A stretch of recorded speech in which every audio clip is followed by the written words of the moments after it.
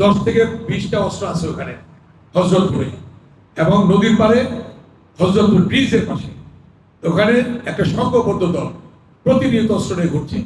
আমাকেও হত্যার পরিকল্পনা করছে, ব্যারিস্টার অমিকে, আপনাদের সরকারি কর্মকর্তাকে, বিএনপি নেতৃবৃন্দকে এবং অন্যান্য দলের নেতৃবৃন্দকে হত্যার পরিকল্পনা চলছে। চুরি ডাকাতি একটু বেড়ে গেছে।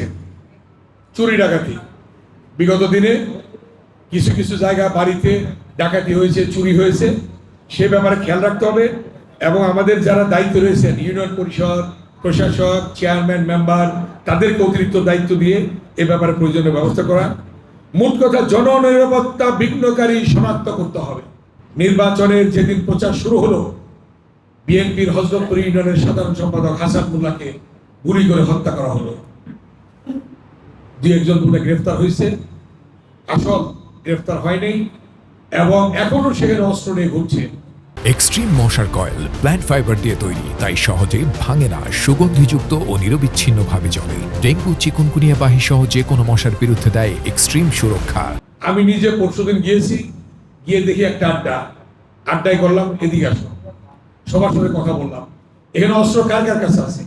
10 থেকে 20টা অস্ত্র আছে ওখানে হযরতপুরে, এবং নদীর পাড়ে হযরতপুর ব্রিজের পাশে ওখানে একটা সংঘবদ্ধ দল প্রতিনিয়ত অস্ত্র নিয়ে ঘুরছে। আমাকেও হত্যার পরিকল্পনা করছে, ব্যারিস্টার অমিকে, আপনাদের সরকারি কর্মকর্তাকে, বিএনপি নেতৃবৃন্দকে এবং অন্যান্য দলের নেতৃবৃন্দকে হত্যার পরিকল্পনা চলছে। আমি কিন্তু ওপেন বললাম প্রশাসনের সামনে, সাংবাদিক ভাইদের সামনে, অতএব এই ব্যাপারে আপনাদের প্রয়োজনীয় ব্যবস্থা গ্রহণ করতে হবে। আমরা লুকিয়ে চুরে কিছু করবো না। আমাকে একজন বলেছিল যে পরবর্তী মিটিংটা কি মিডিয়া থাকবে? আমি অবশ্যই মিডিয়া থাকবে। মিডিয়াকে জানতে হবে, মিডিয়াকে দেখতে হবে, মিডিয়াকে খুঁজ দিতে হবে, মিডিয়াই আমাদের উপকার করবে। 1990 সালে আমি ডাকসু ভিপি হয়েছে মিডিয়ার মাধ্যমে, আন্দোলন হয়েছে মিডিয়ার মাধ্যমে, গণতন্ত্র এনেছি মিডিয়ার মাধ্যমে, এই যে 24-এর যে গণপুত্তার মিডিয়ার মাধ্যমে হয়েছে, মিডিয়া আমাদেরকে সহায়তা করছে।